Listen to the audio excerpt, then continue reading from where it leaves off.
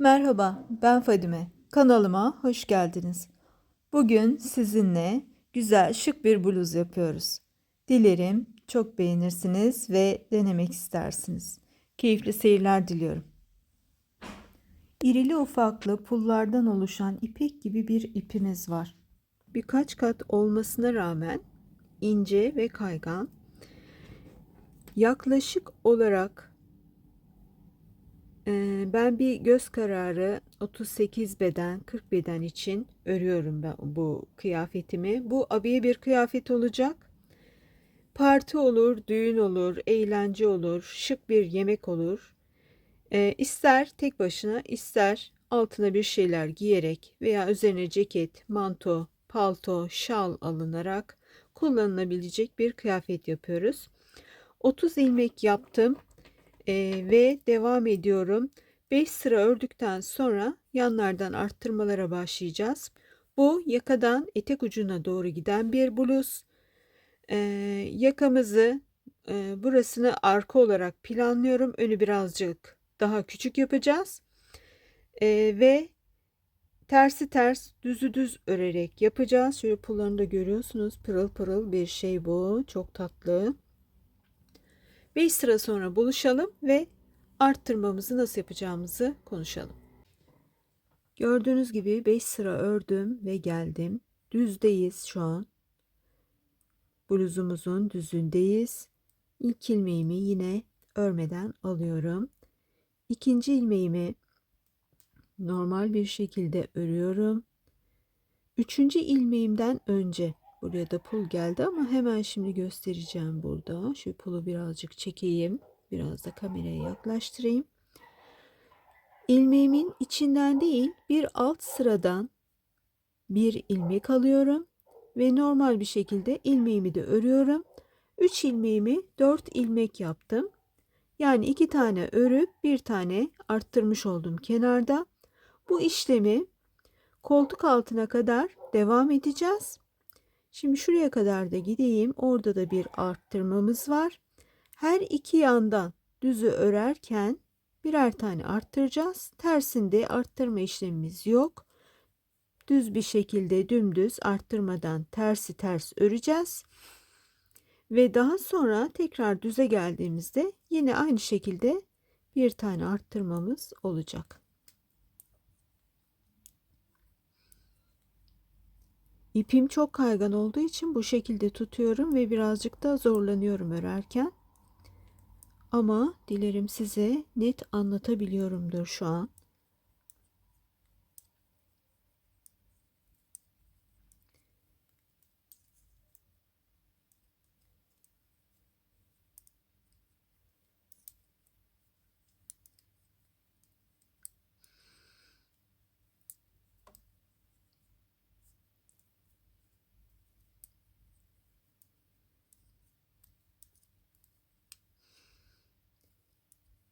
Evet, şu an 3 tane ilmeğimiz kaldı. Burada yine şuradan değil, şuradan değil, bir alttan giriyorum. Bir ilmek alıyorum ve tekrar normal bir şekilde aynı ilmeğin normal yerinden girerek bir ilmek alıyorum. Bir tane ilmek yine arttırmış oldum. Şurayı da burada birazcık ipler karışmış. Alttaki ipler yukarıya çıkmış. Evet, burayı da böyle alıyoruz ve ters bir şekilde örüyorum arkadaşlar. Birazcık ipimi açayım. Gerçekten çok eğlenceli bir ip. Minik, şöyle göstereyim yakından. Minik minik pullar var ve büyük büyük pullar var. Çok güzel bir üretim. Gerçekten iplerin ne kadar tatlı olduğunu bazen unutuyorum ama gerçekten çok çeşitli ip var. Ve tersi de bu şekilde örüyorum.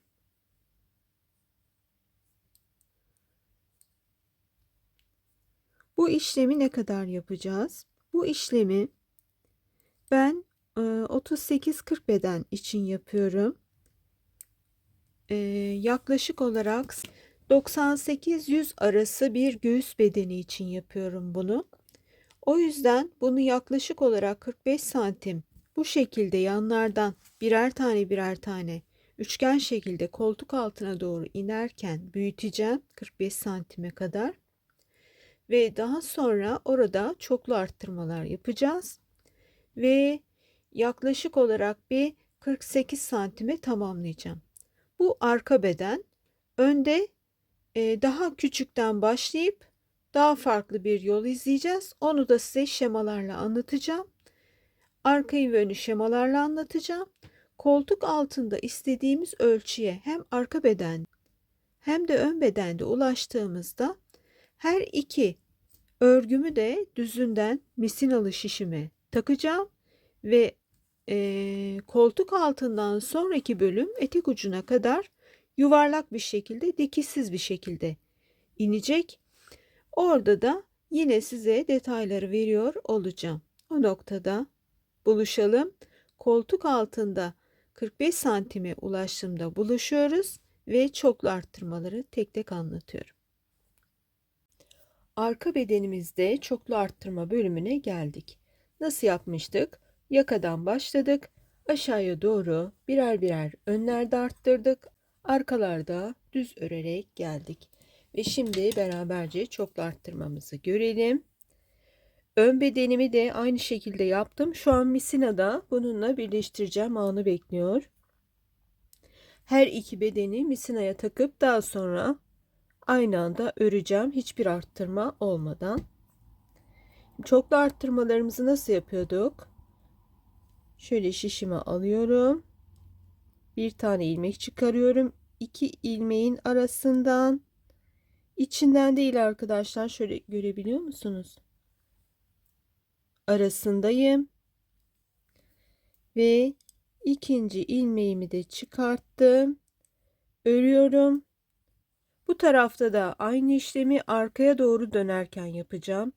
2 buradan, 2 buradan. Daha sonra bu tarafta 3 tane çoklu arttırma yapacağız. Bu tarafta da 3 tane çoklu arttırma yapacağız. Daha sonra burada 4 tane çoklu arttırma, bu tarafta da 4 tane çoklu arttırma yapacağız. Ve bizim arka bedenimiz 45 santim olana kadar ben bu işlemi yapacağım. Arka bedenim ön bedenimden birer santim küçük. Ve daha sonra arka bedende 5 ilmek yaparak son olarak bu işlemi yapacağım. Ön bedende 4'e kadar çıkmıştım arttırmalarda. Arkada 5'e kadar çıkıyorum. Oyuntunun birazcık daha içe doğru olmasını istiyorum. Daha derin bir dekolte olsun istiyorum arkada. Önde o dekolte pek benim hoşuma gitmedi. Yapmıştım ama sonra söktüm o bölümü. Arkada dekoltenin daha derin olmasını istiyorum.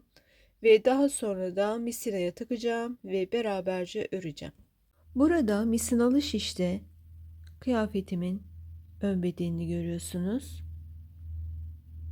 Tam koltuk altındayım ve misinaya diğerini de takmadan size göstermek istedim. Bu da arka bedenimiz. Şurada size anlatmak istediğim arkadaşlar, tam bu noktada sizin kıyafetinizin göğüs çevresinin ve artı 2 veya artı 3 ne kadarsa ona eşit olması gerekiyor. Çünkü bu noktadan sonra artış yapmayacağız.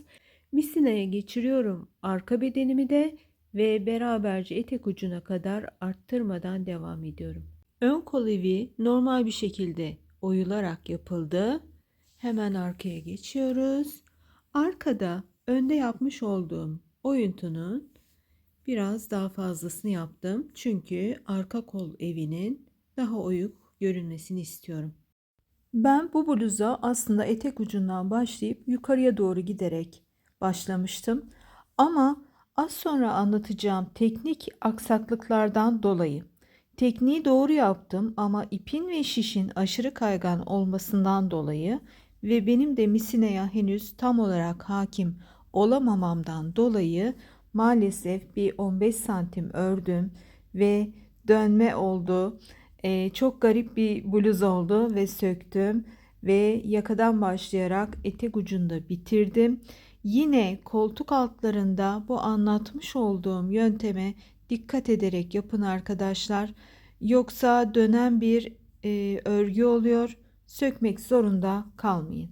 Detayları az sonra iki farklı iple anlatıyor olacağım.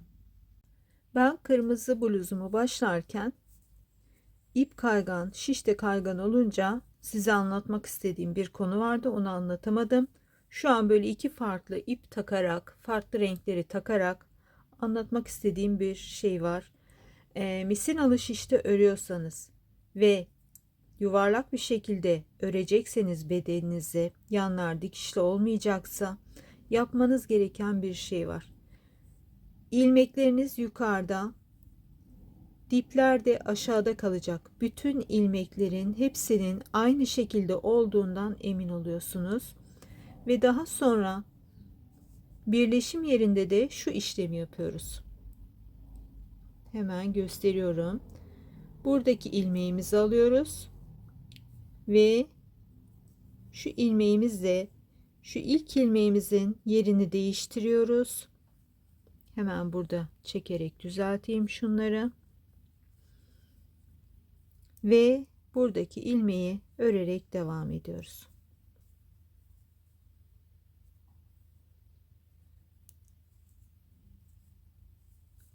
Eğer bu noktaya dikkat etmezsek, şurada birazcık boşluk oldu ama ben iki farklı iple gösterdiğim için böyle bir boşluk var şu an. Bu iki noktaya dikkat etmezsek arkadaşlar, bluzumuz çok garip bir hale geliyor. Buradaki başlangıçlar içte, ilmeklerimiz dışarıya doğru olmasına çok önem veriyoruz ve ilk ilmeğimizi sağdakini sola, soldakini sağa geçirmeyi unutmuyoruz. Eğer direkt olarak örmeye devam ederseniz ilk sırada bir boşluk oluyor. Dikişte de çok güzel toparlanamıyor. İlk yaptığınız bu değiş tokuş sizin için güzel bir başlangıç olacak. Ve tekrar göstermek istiyorum. Şuradan birazcık sökeyim. Ben burada iki farklı ipi baştan sona farklı geçirdim. Siz burada tek bir örgüyü bütün ilmeklerin şişte olduğunu düşünüyorsunuz ve şu kısma dikkat ediyorsunuz. İlmeklerimiz dışta. Buradaki şurayı söküyorum, kafamız karışmasın. Şöyle bir görüntümüz var ve ben kırmızı bluza başlıyorum gibi düşünüyoruz burayı. Şuradaki ilk ilmeğimi çıkarıyorum. Şu ilmeğimi diğer şişime geçirirken bu ilmeğimi de buna geçiriyorum ve örmeye devam ediyorum. Bluzum istediğim uzunluğa geldi. Yakadan başlamıştım. Şu an etek ucundayım. Burada ister tığınızla ister şişinizle normal bir şekilde keserek bitiriyoruz. Daha sonra askılarına geçeceğiz. Kesme işlemini de yeni başlayanlar için göstermek istiyorum. Bir iki ilmek beraber yapalım. Evet, bu ip çok fazla yumuşak bir ip olduğu için çok fazla dikkat isteyen bir ip. Eğer yeni başlıyorsanız böyle iplerle başlamanızı pek tavsiye etmem. Biraz kayıyor ve pullar çok fazla takıldığı için de düğüm olmaya çok müsait. Birazcık örgü ilerlettikten sonra böyle bir ipe geçerseniz sizin için daha iyi olacaktır. Kesme işlemini de şöyle düzünden yapıyoruz. İstediğimiz ölçüye geldik. Misin olduğu için hep düz örerek ben yaptım. İstiyorsanız hep ters örerek de yapabilirsiniz. İstiyorsanız da daha kolayını yapayım, yeni başladım diyorsanız da tığınızla örerek daha kolay bir şekilde bu kesme işlemini yapabilirsiniz. Yine aynı şekilde iki ilmeği örüyorsunuz. Örmüş olduğunuz ilmeği tekrar diğer şişinize takarak devam ediyorsunuz. Bütün ilmekleri böyle kestikten sonra bluzumuzun diğer taraflarına geçiyoruz. Tam omuz köşesinden ipimi taktım ve yaklaşık 16-17 santim, tam olarak 17 santim şu an zincir çektim ve zincirimi bozmadan düzgün bir şekilde şuraya ekleyeceğim. Diğer köşemizi ekleyeceğim.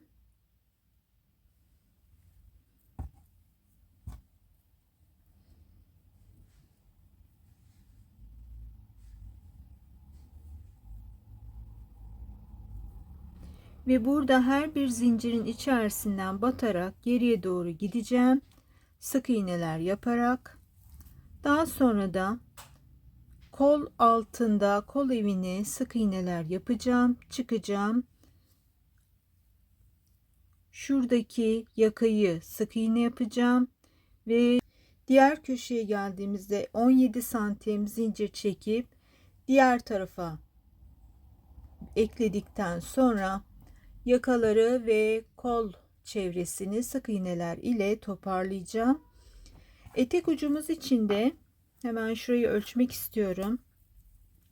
Burada herkes kendi tercihine göre yapacak bunu. Bu tam göbekte biten bir bluz oldu. Hemen şurayı ölçmek istiyorum. Birazcık da kameramı yükseltirsem daha net çekebileceğim. Şöyle göstereyim. Şurayı ölçelim beraberce kaç santim.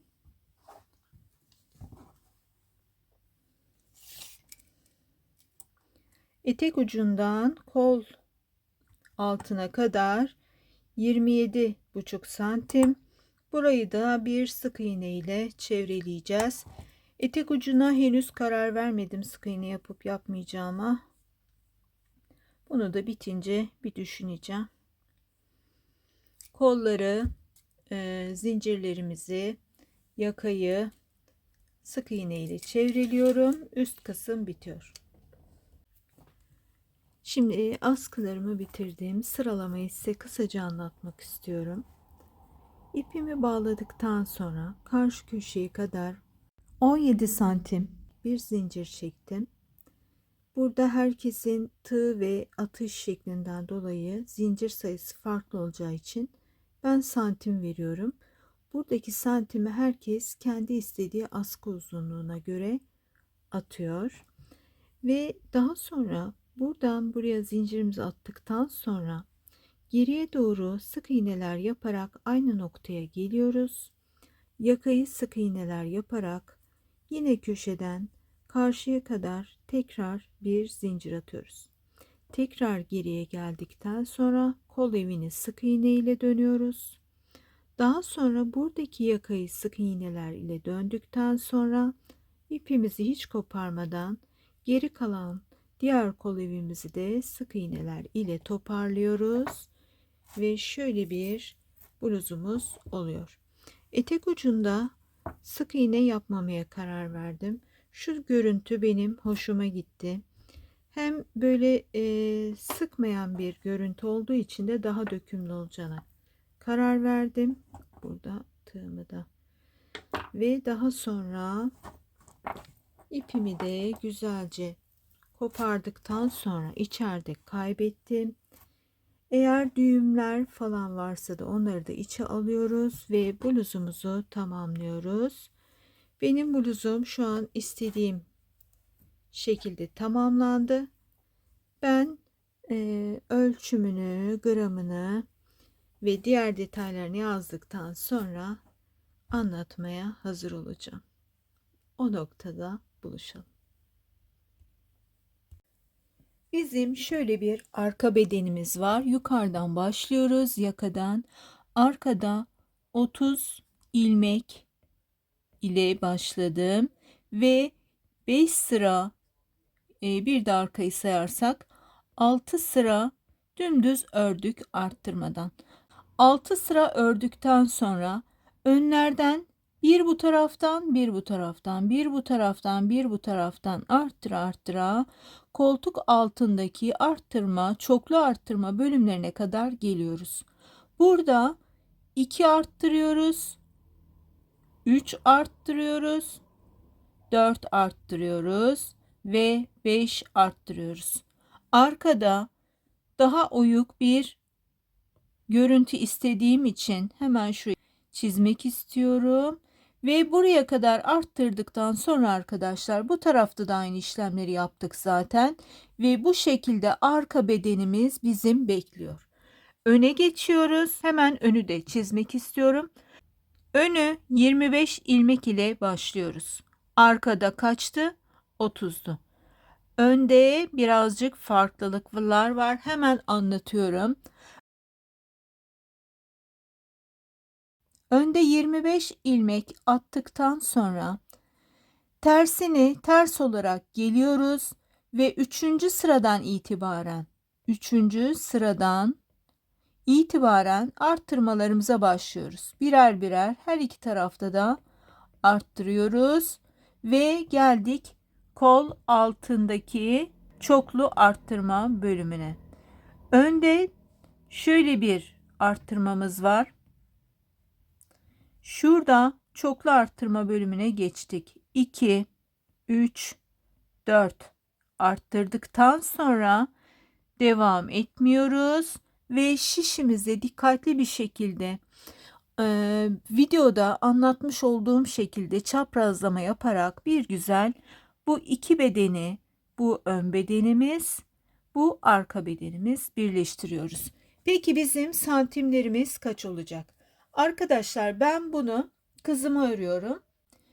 Göğüs çevresine bolluk verdik ve ben artı 2 daha bolluk verdim.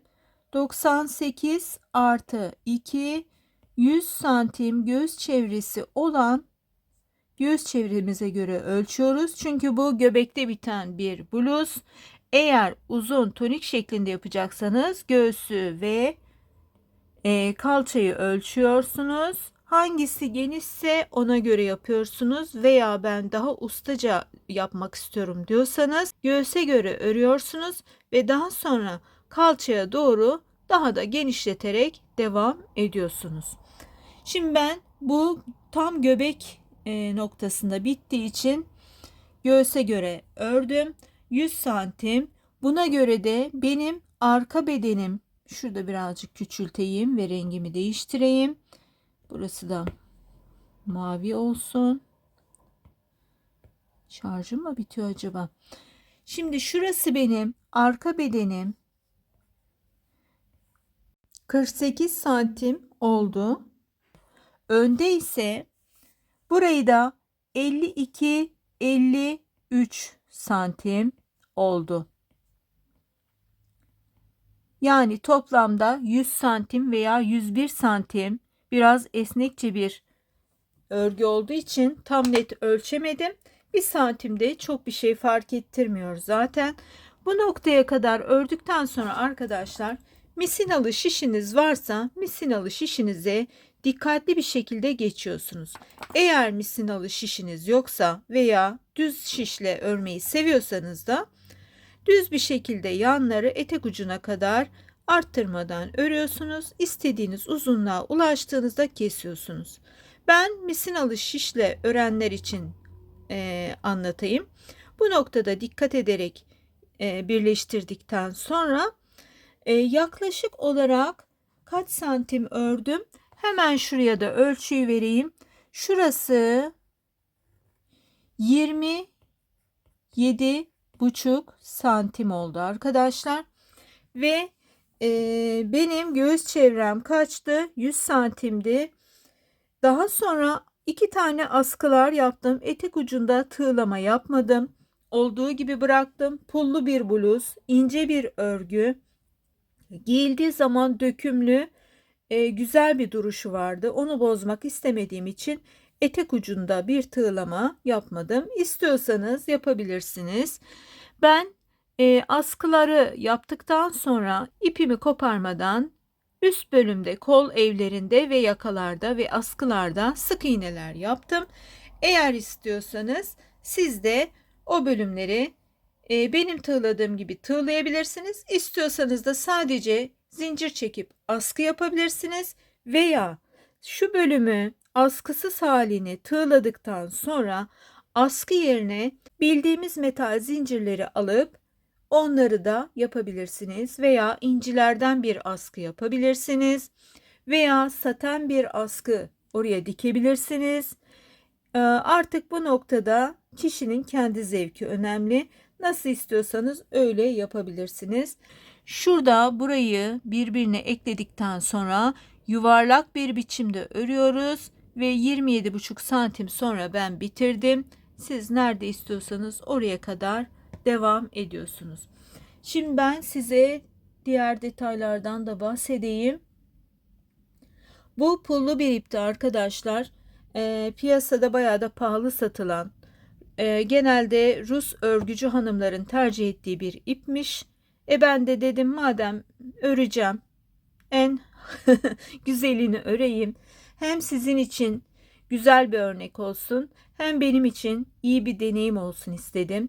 Biraz pulların düğüm yapmasından dolayı zorlandım ama onun dışında bu pulların büyüklü küçüklü gelişi, benim de yeni bir şeyler denemem bana heyecan verdi, hoşuma gitti. Artık kızımı ördüğüm için de sevindim. Gençler böyle şeyleri çok seviyorlar arkadaşlar. Eğer elinizden geliyorsa, yani çok uzun bir zamanda almıyor. Ben arada birazcık rahatsızlandığım için birazcık uzun ördüm. Bir de benim, hemen onu da içeride bahsetmiştim, yeniden hatırlatmak istiyorum. Ben bu bluzu şuradan başlayarak kol altına kadar gelip daha sonra eksiltmeler yapıp yakada bitirecektim. Daha sonra askıları örecektim.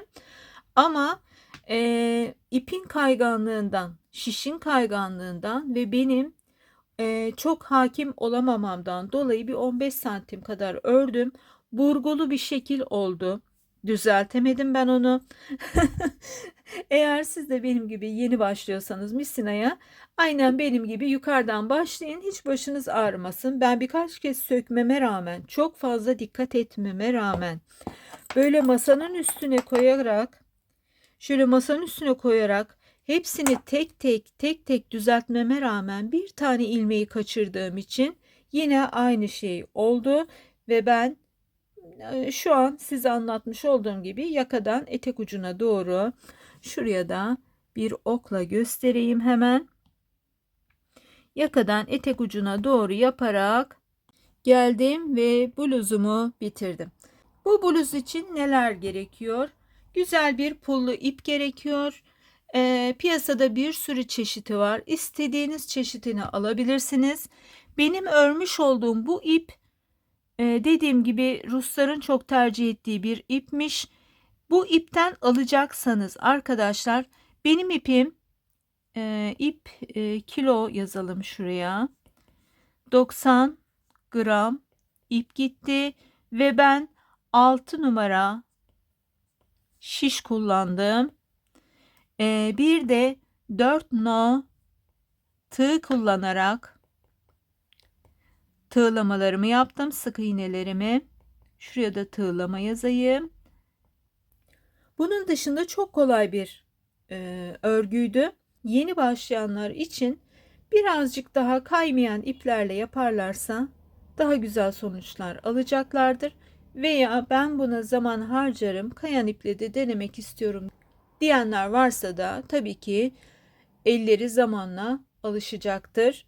Bu detaydan da bahsetmek istiyorum arkadaşlar. Şu an görüyorsunuz 2 kat. Eğer istiyorsanız daha ince şişlerle örebilirsiniz. Veya bunu böyle giymek istiyorsanız da giyilebilir. Veya içerisine ben gömlek, tişört bir şeyler giyerim diyorsanız da onunla da çok güzel olacaktır. Yılbaşı için veya yaş günü için veya özel günler için çok kolayca örebileceğiniz ve sevdiklerinize çok güzel bir hediye olacağını düşündüğüm bir bluz. Dilerim işinize yarayan, hoşunuza giden bir model olmuştur. Çok teşekkür ediyorum. Hoşça kalın.